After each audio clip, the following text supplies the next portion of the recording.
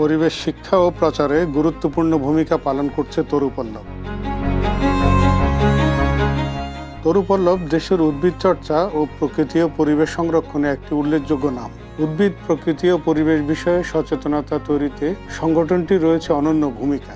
সরকারিভাবে নিবন্ধিত স্বেচ্ছাসেবী এই সংগঠন 2008 সালে আনুষ্ঠানিকভাবে যাত্রা শুরু করে। প্রায় 17 বছরের পথ চলায় এর সাফল্যগাথা ছড়িয়ে আছে দেশের নানান প্রান্তে। সংস্থাটি প্রতি বছর প্রকৃতি ও পরিবেশ সংরক্ষণে নানাবিধ কার্যক্রম পরিচালনা করে থাকে, যার মধ্যে উল্লেখযোগ্য হলো গাছ দেখা গাছ চেনা, বৃক্ষরোপণ কর্মসূচি, মাধবীবরণ উৎসব, দ্বিজেন শর্মা পরিবেশ পদক, শিক্ষা ও সচেতনতামূলক কার্যক্রম এবং মুখপত্র প্রকৃতিপত্র প্রকাশ। পরিবেশ শিক্ষা ও প্রচারে তরুপল্লবের অন্যতম কার্যক্রম গাছ দেখা গাছ চেনা অনুষ্ঠান। রাজধানীর রমনা পার্ক, বলদা গার্ডেন, জাতীয় উদ্ভিদ উদ্যান সহ দেশের বিভিন্ন স্থানে সংগঠনটি হাতে কলমে গাছ চেনানোর আয়োজন করে থাকে।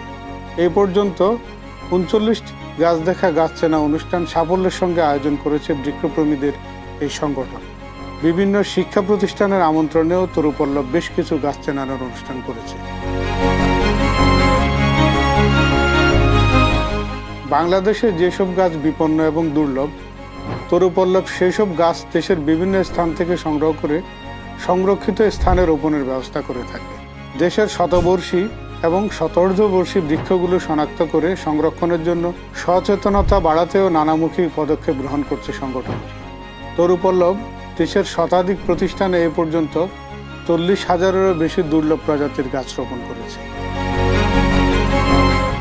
এছাড়া বিশ্ব পরিবেশ দিবস উদযাপন ও জাতীয় বৃক্ষরোপণ উৎসব উপলক্ষে প্রতি বছরই দুর্লভ প্রজাতির গাছের চারা বিতরণ করছে তরুপল্লব।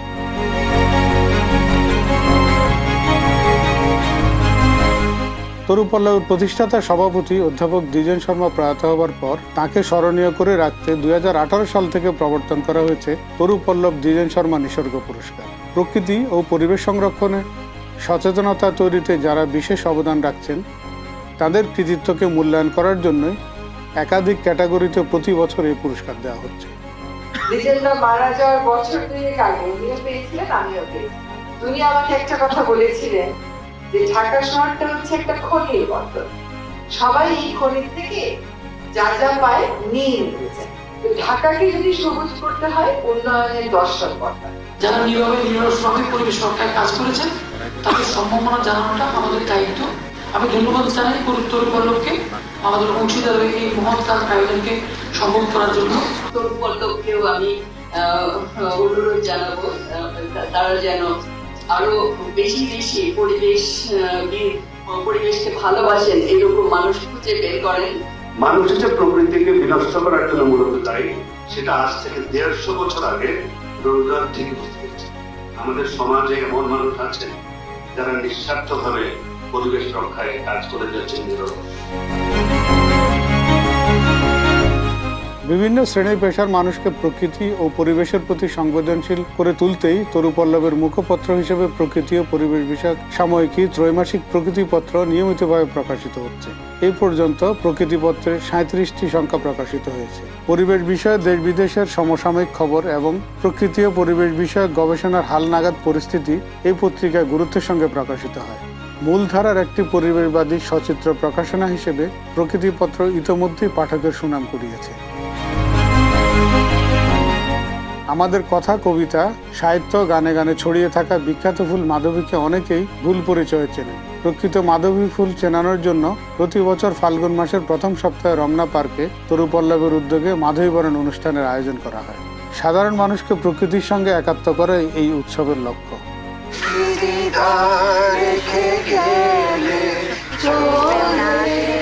আমরা জানি গাছ আমাদের না থাকলে আমরা বাঁচবো না, সব ঠিক আছে, কিন্তু সেই চেতনার জায়গায় পৌঁছে দেয় তরুপল্লব। প্রকৃতি আমাদের জন্য কতটা জরুরি সেই বার্তাটা দেওয়ার জন্য আমরা চেষ্টা করে যাচ্ছি। বৃক্ষ নিধন, বন উজাড় ও পরিবেশ দূষণের বিরুদ্ধে তরুপল্লব সবসময় সোচ্চার থেকেছে। মানববন্ধন সহ নানামুখী সচেতনতামূলক কার্যক্রমের মাধ্যমে জনমত গড়ে তুলতে অগ্রণী ভূমিকা রাখছে সংগঠনটি। বিভিন্ন পার্ক ও উদ্যানে গাছের নাম ফলক স্থাপনেও উদ্যোগ গ্রহণ করছে তরুপল্লব। প্রকৃতি ও পরিবেশ সংরক্ষণে বিশেষ অবদানের স্বীকৃতি হিসেবে 2015 সালে চ্যানেল আই প্রকৃতি ও জীবন ফাউন্ডেশন বিশেষ সম্মাননা পেয়েছে তরুপল্লব। এছাড়া জাহাঙ্গীরনগর বিশ্ববিদ্যালয় প্রাণীবিদ্যা বিভাগ আয়োজিত প্রজাপতি মেলায় বিশেষ সম্মাননা বাটারফ্লাই অ্যাওয়ার্ডে ভূষিত হয়েছে তরুপল্লব।